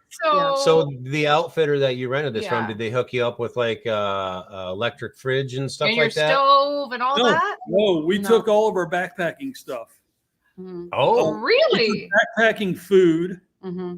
We saw that. Because we wasn't sure, because what we did, we circled the whole country. And then we went into the West Fjords. So we knew there was going to be times we wasn't around anybody. Mm-hmm. And we wanted to make sure we was able to have food. Okay. Because it just wasn't reliable to say, "Hey, let's go into town," because this town spot could be here had nothing. Yeah, this spot here it was had just nothing. Somebody's property. Okay. So, So yeah, we took our backpacking food. We took our backpacking. Was it the jet boil? Our jet boil. Your jet boil. Okay. Boil water. You couldn't fly with the fuel though. You had to buy fuel there when you got arrived. Yeah, we had to buy fuel when we got there. Okay. So we went to a store. We found a store on our drive from the airport to our first. And we went grocery shopping the first day to have like bananas and like a fresh whatever. Yeah. What about sleeping bags and stuff like that? Was that provided by the outfitter? We were going to take ours, and then I found for like $25, I think, or $50, we could get sleeping bags. So we did that. Yeah, they give us pillows, bags, sleeping bags, everything you need. Chairs and a table. Chairs and a table for like $50. Minimal. Perfect. Pack them. Right. Because you're only going to be there using it for just to eat, basically, because you're out eventually the entire rest of the time. Right. And then the places that you stayed at, there were like bathrooms and showers. Yeah, they were all campgrounds. So the unique thing about Iceland, every town has a campground, and you don't have to make any reservations. You just show up. And then once you're there, you just pay for the night or however. But it's not like our campground. Yeah, it's not like there's no spots. Yeah, it's a field, and where you can pull in, that's where you're at. Designated. Okay. So you can literally pull in Basically boondocking. Like a boondocking kind of thing. Is what I'm saying. Sure. Organized boondocking. But here we have a sense of like personal like space. This is my space. This is my site. There, it's not the same. It doesn't work that way. Personal space is about that close. Kind of like we this. were actually our second, right, like this, exactly. our second to last night there. We had taken a ferry across to get to the peninsula, and we got into our site, and it was like 11 o'clock at night, but the sun was up 24 hours, so you couldn't tell. So we get in, and then we're like, hey, we're going to do this, this, and this. And then next thing you know, we come back to our rig, and there's another one just pulled right in beside us, like literally pointing to us, like T-boning us. Oh, geez. It's almost where I couldn't even open a door. That's how close. Oh, my gosh. What? But that's where they went. They I'm just like, don't care. like, all right, Okay. it is. Yeah. Yeah, we'll get some Viking stuff going, and we're gonna No. Going so early. No, we would just slam the doors a little loud in the morning. Yeah, because I'm early risers, so I'm like, you know what? I can make their life miserable at 3:30, 4 o'clock in the morning because I'm always up. To be honest with you, everybody was super quiet about 8, 9 o'clock at night. When we did a live there, where it was our first live, it was like 10 o'clock at night, and it was like, we have to be really quiet because everybody's asleep. Everybody's going to bed. Here. But it's like sunlight out. I'm like, this is so weird. It was weird, but it was, we had to do the live late enough because it was a 6-hour difference. To make sure, that people are going to be able to see it late enough here for sure. What's it called? Is it called Midnight Sun or something? Yeah. Right? It literally doesn't go down. It just gets dusk from like very dusky. 1 to 3 in the morning. You can still see like daylight, but it's like early morning. Right. It's crazy. It is crazy. How many things did you cross off your bucket list? The waterfalls. Almost everything. Yeah, we did almost everything. There's only a couple things we didn't, like the Blue Lagoon. There's some things you just couldn't do because it was like 3 or 4 hours out of the way. Well, like Northern Lights. We couldn't see Northern Lights because it was summertime. Sure. That's a huge bucket list thing for her. So now we can figure out Northern Lights. But other than that, everything we wanted to do there, or a lot of things we didn't want to do because we snorkeled in 35-degree water. I didn't want to do that, but what? Well, surprised you did. Yeah. Well, I remember what I said earlier. You do a lot of things if you're a good husband. You're a good man, Mike. You are a good man. Everybody that's still in the chat and that are still with us, if you read something online that said the top 10 things to do in the world, the whole wide world, top 10 things, and this was one of them, would you do it? Yeah, absolutely. Yeah. It's the top 10 things to do in the world. I'm like, you have to do this. And look at this is crazy. Yeah, it was so cool. Tell everybody what was so special about this. Okay, so what it's the clearest we're doing, water in the world. It's the clearest water in the world because it coldest water in the world. Drinkable. And you were like drinking, and Joni was like, ooh. Yeah, they told us. They told us to drink it. Face in but as soon as I put my lips in it to drink it, it felt like a snapping turtle bit my lips. That's how cold it was. I mean, it was ridiculous. So what this is, it's a fissure between the North American tectonic plate and the Eurasian tectonic plate. Okay. So what happened is there was an earthquake and it caused separation, and then water or melted glacier water gets filtered through the earth and filled up the crevice. And that's why it's so clear, because it's filtered through all that lava rock. And it's the cleanest water on the planet. And so now we're swimming between 2 continents, and it's the only place in the world where you can do that, and you can touch both continents. So you guys were just snorkeling. Were you able to touch both plates? Yes. That's so cool. So that's on my list. I'm going to go dive it. He wants to do that. I mean, it's only like 30, 40 feet deep at the most. So there's nothing there. So I want to. feet deep. What's that? This is hundreds of feet deep. Yeah. Oh, that one is? Yeah, this So, is like 300 feet. Woo! And you can see perfect. 300 feet. Yeah. That's how clear it is. Oh, yeah. Our That's on my list. Our GoPro did not do this video justice at all. Wow. Because it was just It's amazing incredible. what you could see with your eyes that the GoPro did not pick up very well. So Yeah, it's like any kind of camera. Okay, for sure, so but it's so cool. I sit and complain about this, but it was one of the most weird, amazing things we've ever done. Aww. And it was cold as all get out. I mean, Yeah. we were freezing for hours. You were After sweating to wait to get in there, and then it was like Right. a shock. And then when you got out, it was kind of like cold because you were we had dry suits. You had dry suits on. Yeah. Not wet suits, dry suits. So they were heavy, and it just weighed on your back. And we would stand in them for almost an hour before we got in the water. Yeah. Yeah, that's the bad part because you have that kind of like that sweatshirt material underneath that dry suit as a barrier. And then because I have one, and it's like, you sit for that long a time, you sit there and swelter and sweat, and then as soon as you hit that sweat turns to cold, and that's what makes you cold, and it's not good. It's so and true. If you really are not a strong swimmer, we were watching people get in and go before us, and they kept saying, if you're not a strong swimmer, don't do this, because towards the end you had to make a hard left, and there's a current, and there's a very strong current. Do not let yourself get out in the big body of water because you're going to have to get rescued out there. What? My word. If you don't make the turn, it will push you out to the ocean. And then the wind was blowing so bad. Yeah, it was. That by the time you got there, it was a current plus the wind. And it was everything you had to get out of that current and to get back up and get out of the water. And it was like you were out of breath. And you worked for it, I'll tell you. It was a workout for sure. If you're not a strong swimmer, it's not recommended. And that was the first thing we did when we got in country. So we had flown overnight. So we really didn't sleep well. And that was the very first thing we did that day. Grocery shopped and went straight to the first thing. That's awesome. Wow. Not to mention you got to see these fun little things. These were on my little list. That was my favorite. That was a great day. That was it was just hard to really tell it in words they don't even look real to me. They look fake. Even in real life, they look fake. They were very cool. I was trying to get a lot of video of them flying in and landing. Okay. They were hunting, going out, bringing them back, and I was trying to get a lot of good footage of them flying in. This location where we were at, you could be you're on the sidewalk or the staircase, and it was like fenced in. But if you could reach your hand through the fence, they're so close you can almost touch them.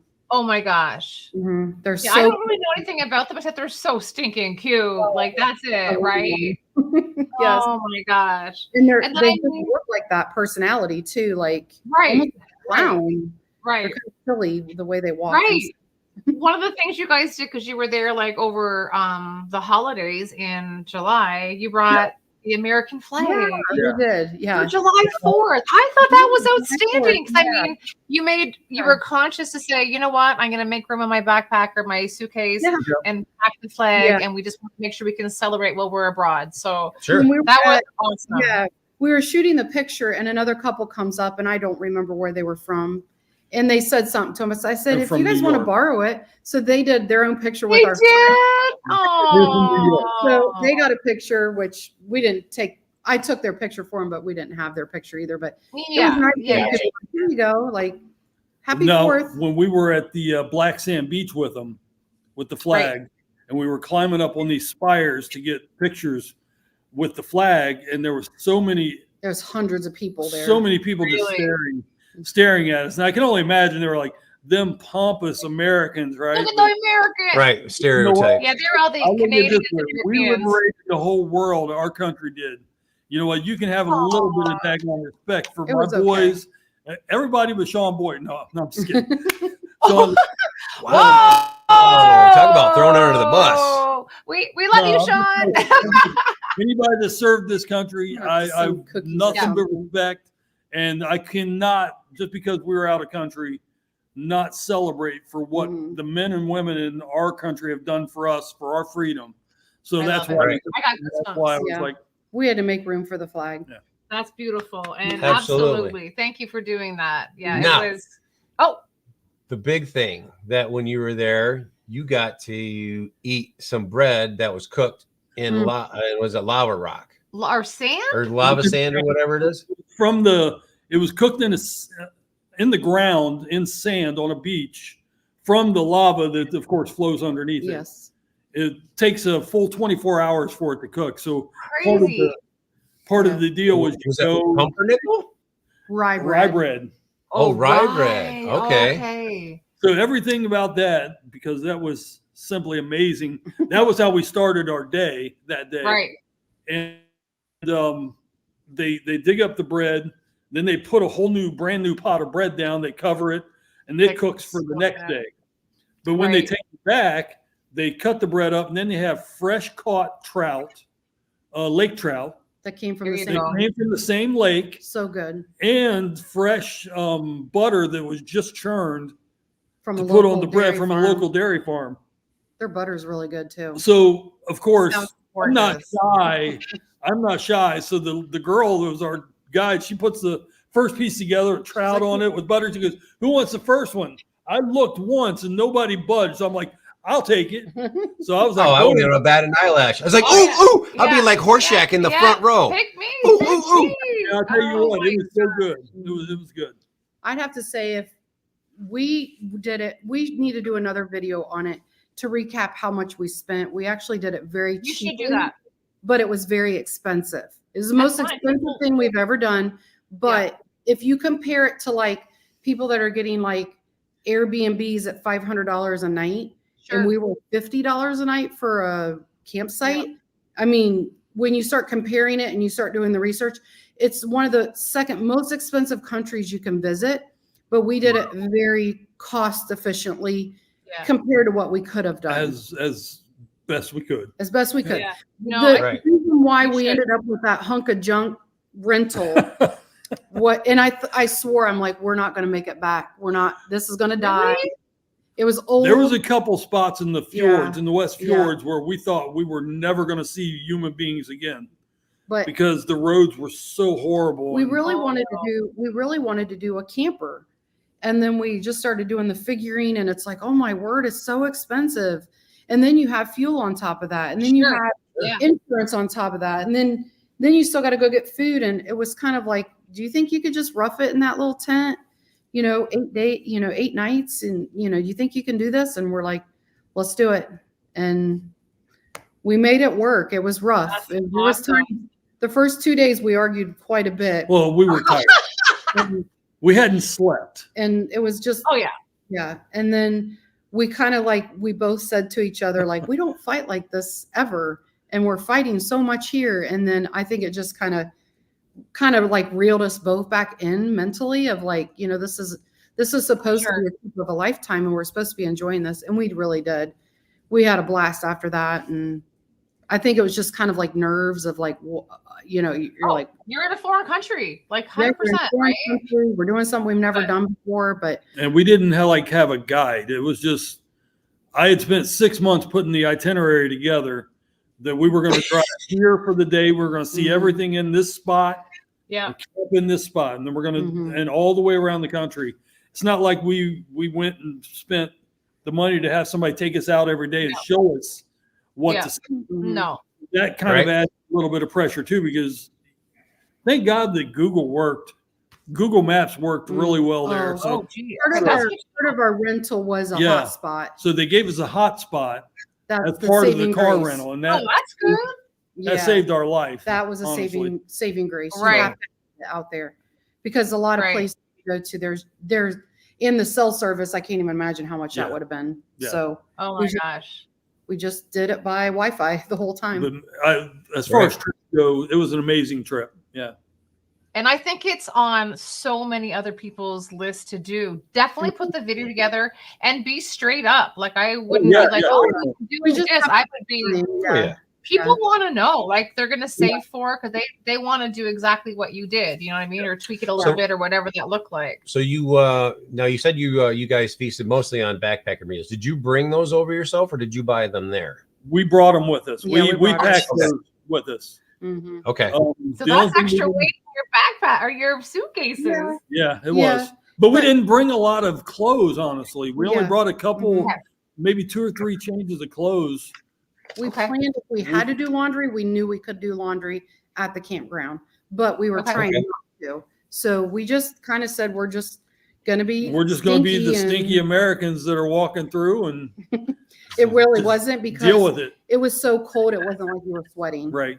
I mean, one night we literally camped at the base of a glacier, the second largest glacier in Europe. We camped at the base of it. Yeah.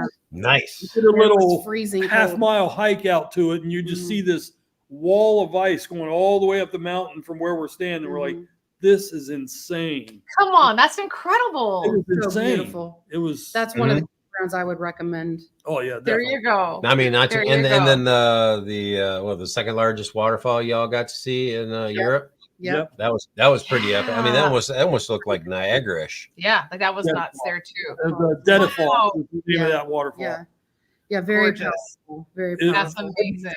The place has so many waterfalls. We were in a little town called Sadisfjordur, and we were just sitting there counting all the waterfalls coming over, because it's Just a little from our campsite. It's a little fishing town down on the water, and you got nothing but mountains. You had to go over a mountain pass to get there. And I bet we counted 30 waterfalls just falling over the mountain, coming down. It was just amazing. It's that town was highlighted in Walter Mitty. The movie, The Secret Life of Walter Mitty. If you've seen Yeah.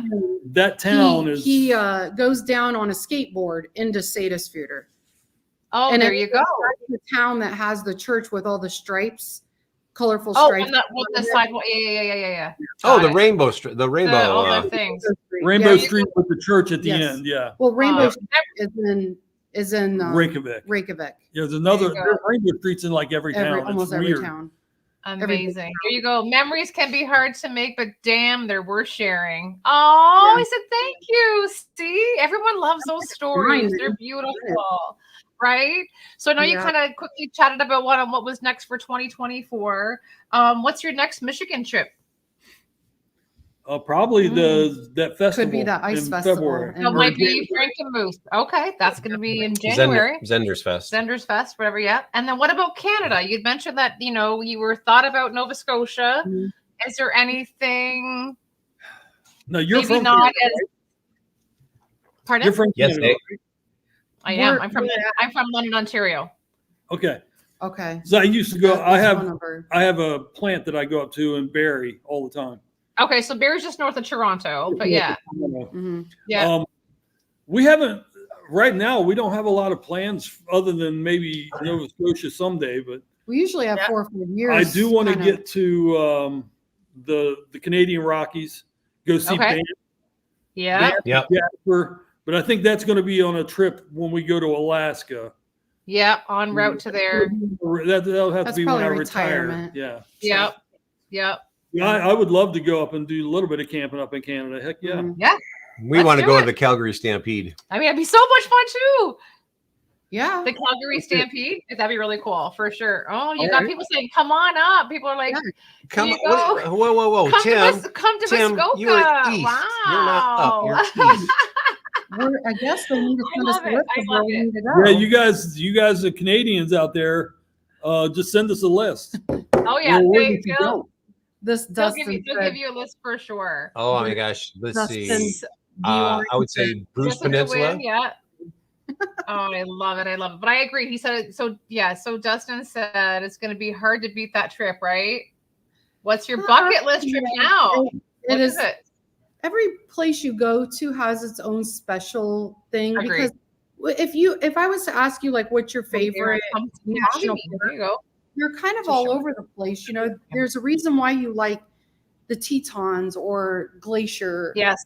Yes. Shenandoah was just as beautiful. Acadia is just as beautiful. Right. The Great Stevens is just as beautiful. Right. And it's hard because Iceland, yeah, it was super special, and it will always be a special place in our heart that we got to go do that and experience it, especially knowing now with all the volcanoes going off now.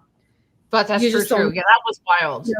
And that could happen in Yellowstone, Thankfully we've been there and we've done it. Our last night we spent in country in Iceland, we both woke up at like 3:00 in the morning with our car shaking. We thought somebody was outside pushing on the car. It was an earthquake. And subsequently that morning, the volcanoes that are going off now, that volcano had started erupting that morning. So we had to decide between the day that we had planned in Reykjavik or try to find that volcano and watch it erupt, which was a couple hours away from the airport. They knew it was coming. But we didn't know where it was. My fear was we get there or not be able to get there, get lost, and not find our way to the airport. Yeah. So we went ahead and set that plan. But I would love to have been able to go see that lava flowing out of that volcano. Yeah. That would have been crazy cool. But I just got goosebumps when you said that. I was like, what? Yeah, it's like I don't know if I would want to see. I mean, that's pretty spectacular. See a volcano around me. I mean, because if you watch the video of like when St. Helens blew, there was nothing good around that area. Right. Oh my God. I found out about the volcano getting ready to erupt. We were sitting in a hot spring with the locals. And they were like, do you guys not know about the volcano that's getting ready to erupt? I'm like, what? I wanted out. I was like, what do you mean? What do you mean volcanoes getting ready to erupt? Do we need to get out of the water? Yeah. Like we're in a hot spring. Exactly.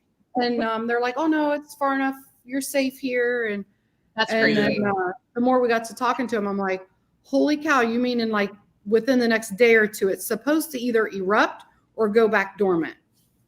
And they said, yeah, within the next day or two, you're going to know. And it was literally. Did I find out? Wow. What are you doing over there? Yeah, she's like, why are you rolling around? Settle down. Like, I didn't do anything. We went a tent to see if somebody was trying to get in our car. Because, here was the other thing. Our car was so bad, it wouldn't lock. Couldn't lock the doors. Oh, geez. We could lock the doors. We couldn't unlock them because the key wasn't keyed to the lock in the door. Yeah. I'm actually not shocked at this point. So we have all this camera gear, computer gear, all of our backpacking gear. It's one of the safest but countries. Yeah, there was never. I was always like looking around, watching. But I would be too. I would be too for sure. That's but so to answer crazy. that, I think my bucket list is going up to Alaska. Okay, I agree. Now we got some smaller ones because we just finished all of the national parks east of the Mississippi. Ooh. So we've got a lot to do out west. And yeah, you do. So hopefully in a couple of years, I think we're going to go to Moab and hit the last 3 Utah parks we haven't been to. Ooh. Okay. And that's kind of like our 3. And how many? 23 or 24. I think there's 63. No, there's that many to get. That's crazy. We're done. Yeah. Yeah, we've done like 24 of them. Mm-hmm. That's incredible. That's awesome. Probably like a drop in the bucket. I mean, we have barely scratched the surface. It is so true. We just I know there's like 2 or 3 of them. It's either in Alaska or Arctic that the only way you can get to them is by private bush plane and charter. That's true. In Alaska, that's we met a couple. We met a couple in Glacier last year, and they were like the same as you, knocking off all the national parks. Oh yeah, right. They were telling us about the ones that they had to bush plane into. So it's, I mean, not sounded awesome to us though. Sounded awesome, but it's just you get up there and it's like you pretty much get out of the plane. It's like, okay, we're here, and there's not much to see or do. Right? There's really none. Oh yeah. This Jerry Flowers, you should Northern Lights. The Northern Lights are pretty spectacular. So when we connected with you two finally, and we had said, hey, can you come on the show? And you're like, well, we don't really do lives, and I don't know what's going to go on. You guys are seasoned. You've been on podcasts. You do you're like the meet and greet queens of the RV shows. what's going on there? You're doing a little thing coming up next week or 2 weeks? Yeah. So I'm real big into gathering people and collaborating. Like I love it. A lot of people look at YouTube like it's a big old competition, and it really isn't. No. It's a community. And if we looked at it in that perspective, we would actually grow better as people and as a channel. But I mentioned it to him and I said, I can't do this alone, and it's going to take a team of us, but I would like to have a community for just like Ohio RV channel. And if you're a YouTuber, there's tools everywhere.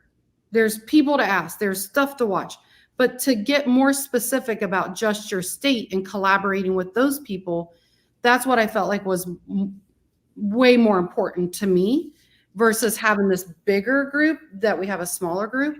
Yeah. And I ended up inviting, we talked about it and we felt very comfortable with like having Camping with the Confers, which is Mike and Shelly Confer. Yeah. And then also Brian and Michelle Coleman, which is Cruising with the Colemans. And anyways, we started inviting people in to say, hey, this is the idea of what we would like to do. It's everybody's group, but we're just kind of the spears of like helping the idea, play out. Sure. And we did a meetup last year, was our first one. Okay. And it literally started a year ago in January, and we've already did it. And we've done some things and people post things. It's a private group.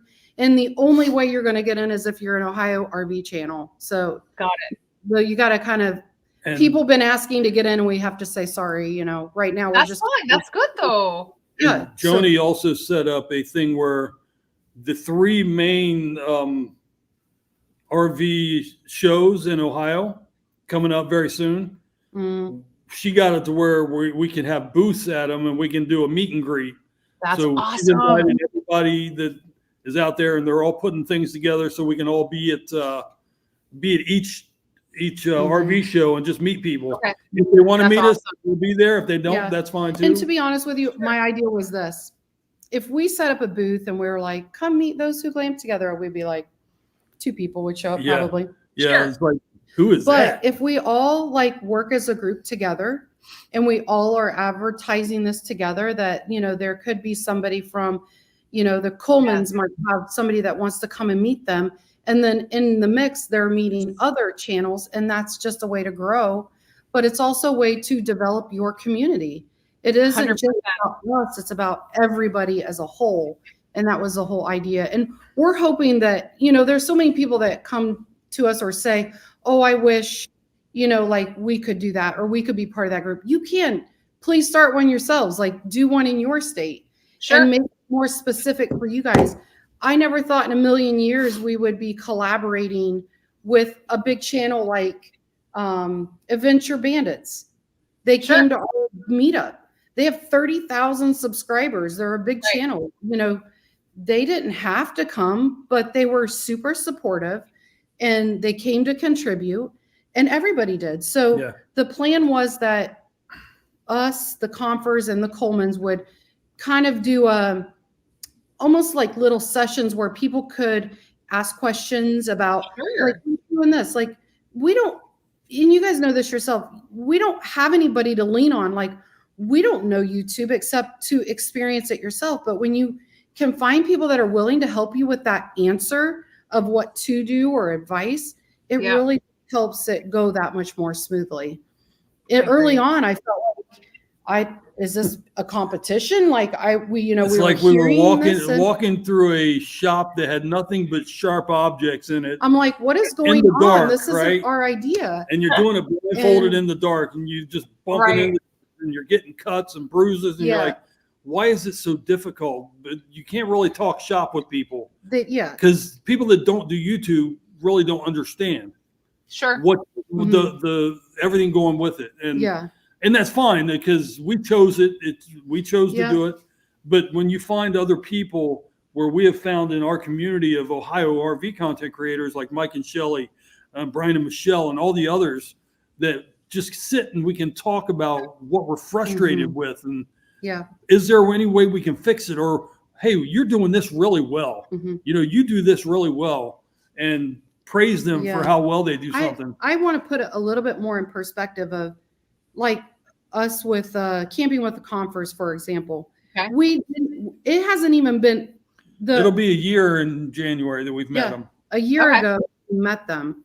And it's unbelievable to think like all the things we've done together, all the things we're planning together, even like the Colemans, we've known them for a couple years now.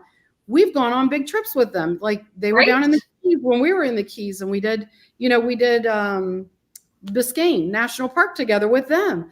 And it's unbelievable to be able to sit, and Brian is so knowledgeable and Michelle is so knowledgeable about YouTube. It was like we leaned on them so heavily early on that they're a very nice couple, and they'll tell you anything you ask them, but you don't know until you ask. Yeah, it's so true. It's that like-mindedness, right? Everybody in the chat right now is just saying community, community, community. And it's that I'm a big unintended outcomes person. Like you go to something, I'm going to get this, but it's that warm, fuzzy, it's that friendship.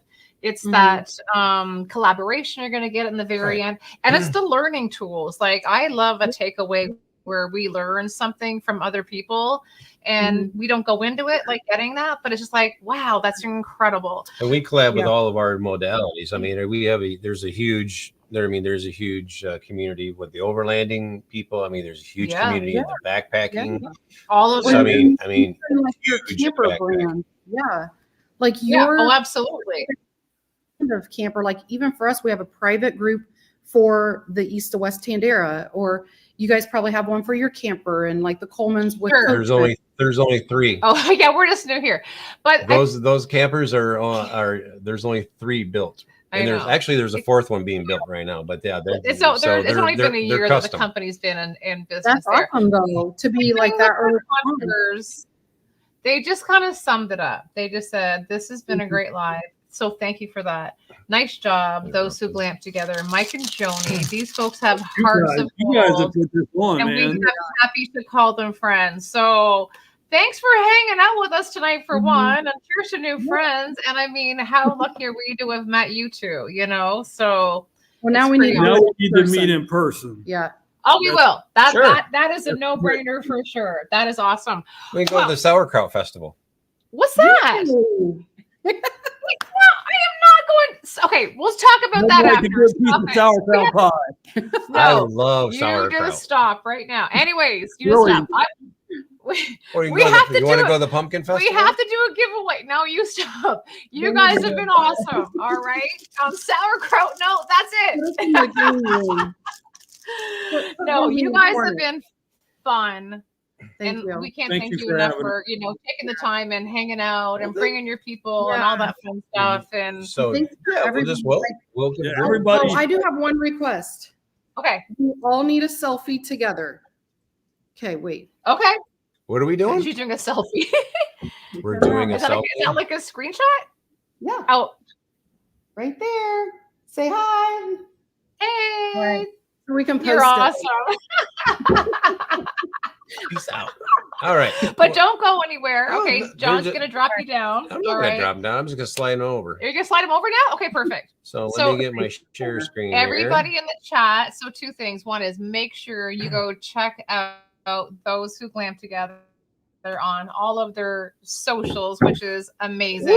What's this, honey? Wrong thing. YouTube random commenter. And this is the last giveaway from Mickwick. We want to say thank you to Mickwick for the giveaway. Again, it's the Mickwick Weekender, the 3-ounce, the 7-ounce coffee. We've got the stickers. We've got our little camping book. We've got our patch, which is awesome. So here we go. All right. So the thing was, you have to be in the chat to win. Okay. And let's see. Hold on. See if I can run it. I know we're not. Did you? And the winner is Adventure Anywhere. All right. Mike, Stacy, and Right, and these are part of our little overlanding community. Woo Well, they also have a blue water overland camper. They do. Yeah. And they're in Michigan. They're not far from us. So congrats. I watch Mike, Adlin, we love you. You guys are awesome. I watch a ton of overlanding videos. I can't get enough overlanding videos, man. I do enjoy it. I love it. Oh, they're like awesome. Whoop whoop. So that's really cool. So don't go anywhere, you two. All right. We're gonna drop you down in the basement. We do a little outro. Thank you, guys. All right. Thanks for hanging Congrats again to Adventure Anywhere for winning tonight. Yeah. Thank you guys for the support. And we had so much more to chat about, but I'm just like, it's time. That'll be for a cocktail and a fire. Yeah. You know? Absolutely. Sure. Oh, we lost you. You froze. They froze for a second. Okay. All right. We'll see you guys in a bit. Thank you so much. Woo! That was super fun. Oh my gosh, we could have gone on and on and on. I could talk about that. I could talk about the Iceland trip all day long. Wait a minute. So congratulations.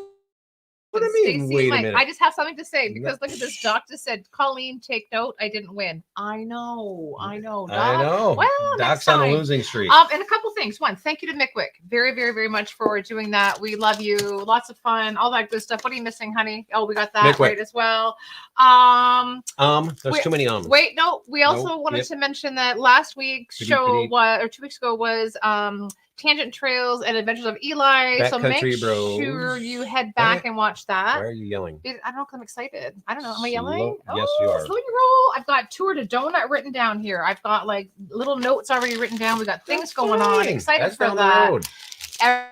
Everybody have a beautiful, safe New Year. Happy New Year. And cheers to 2024. I'm excited to see what everybody's got. Just another year, another day. It's planned. going to be the same. Right on. And it was a really good change show. it, you change it yourself. Right. But wait, there's more. Oh, shit. Oh, there isn't. I just had to say that because, well, usually John says that, but Dustin is like, hey. Anyways, thanks again, funny, everybody. Funny guy. Congrats to Adventure Anywhere for winning. That was awesome. And Happy New Year. Yeah. All right. We'll see you all next year. Yeah, you will. Oh, next year, not the next show. I like that. Good. Come on. I'm going with going with the flow, honey. Oh my God. All righty. Y'all be safe. We'll see you on the next class. You got it. And on that note, peace out, Cub Scouts.